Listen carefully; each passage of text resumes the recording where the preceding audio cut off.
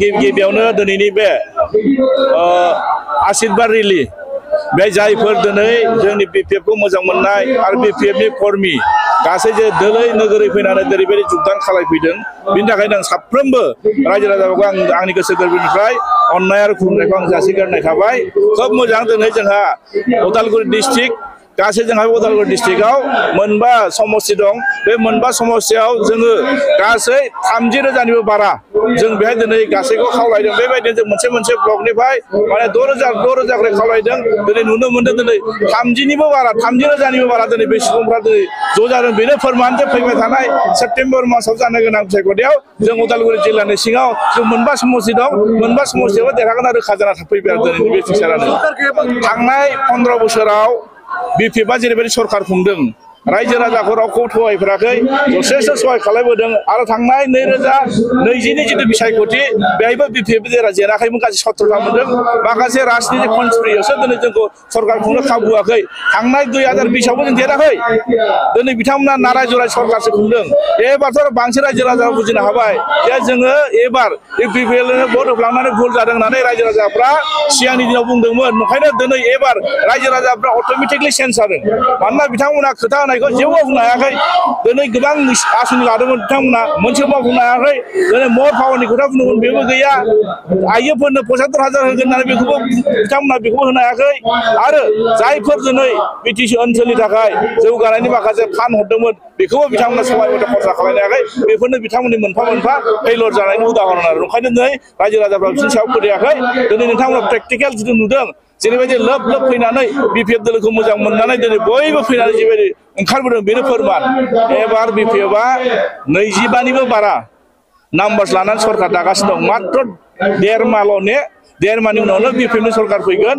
आरो जों माखासे जिथु रायजो राजाफ्रा जिथु लुगैनाय जिथु माने रायजो राजाफ्रा जिथु हास्थायदों बेखौ जों BPF दला सरकार दानाय लोगो जों खामानि मावगोन आरो बयबो खुंगोन।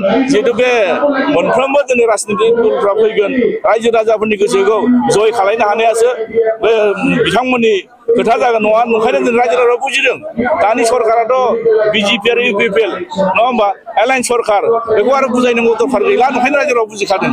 बिथांमोना जुदि मोजां सरकार खुंदोंमोनब्ला दिनै रायजो राजाफ्रा जेरैबायदि दोलै नोगोरै फैनानै नैबे दिनै 35,000निबो बारा जेरैबायदि ज' जानानै जोंनि गेजेराव माने सुबुं दौमा जों देखायफैदों बेनो फोरमान आरो। ओंखायनो दिनै बिथांमोना बुंबाबो जानाय नङा। जियानो बुङाथों मानो बे साक्सेस जानाय नङा आरो। बेखौ खम समनि गेजेरावनो जोंनि मानगोनां हाग्रामा महिलारि सारानो बेखौ दायथ' लाखानाय जाबाय। आरो जोंनि गासै जोंनि PMB आरो CWCआ सारनो दायथ' होदों। सारा जेब्ला फोसावगोन ओइदिनखालिनो नोंथांमोना मिथिनो मोनगोन आरो। बेथ' मोनफा उदाहरन। बिथांमोना जुदि माने एलायन्स सरकारनि गेजेरावनो गोरोबलायनाय गैयैया नङा होमबा CSP जाय CSP नि जुगिदि जोंनि BTC ओनसोलाव थानाय माखासे भेकेन्सिफोर ओंखारनाय 3rd ग्रेड 4th ग्रेड साख्रिखौ बे CSP नि जुगिदि मोनसे एपइन्टमेन्ट होनो हायोमोन। दिनै नुदों बिथांमोना बे 5 बोसोराव दिनैसिमबो सासेबो साख्रिखौ बिथांमोना सोनो हायाखै। बेनो फोरमान। दा ओंखायनो दिनै बे जायफोर दिनै दैदेनगिरिफ्रा फैनानै बिथांमोनखौ बुंदों जे बिथांमोना मोजां सरकार खुंनायनि थाखायनो दिनै UPPL दोलोखौ नागारदों आरो बिथांमोना बुंगोन बयहाबो खुगा दङ गोसोआव साननाय खोथाखौ बिथांमोना खुला खुलि बुंनो हायाखै। नंखाय रावजों माखासे मानसिफोरखौ थगायनानै बिथांमोना कनभिन्स खालामनो नागिरदों। दिनै प्रेक्टिकेलाव नुनो मोनदों जुदि बिथांमोना मोजां सरकार खुंदोंब्ला दिनै रायजो राजाफ्रा जेरैबायदि गोसो होसारनानै दिनै फैदों परिबर्तननि नामाव दिनै BPF नो फिन भट होनो नागिरदों बेखौनो बुजिनो UPPL सरकारखौ नांला होनथारदों। ओंखायनो दिनै UPPL सरकारा गैला। मात्र सेप्तेम्बर मासल' नेदो। जायफोर दिनै भुल ख्रमे दासिमबो मोनसे गिदिर सिमां नुदोंब्ला बे सिमाङा बिथांमोना सिमां जाना थासिगोन आरो माब्लाबा साक्सेस जानाय नंला आरो। जोङो दिनै बे स्टार्टसो दिनै बे आशीर्बाद रेली ब्लेसिं रेलीआ दिनै बे स्टार्टसो।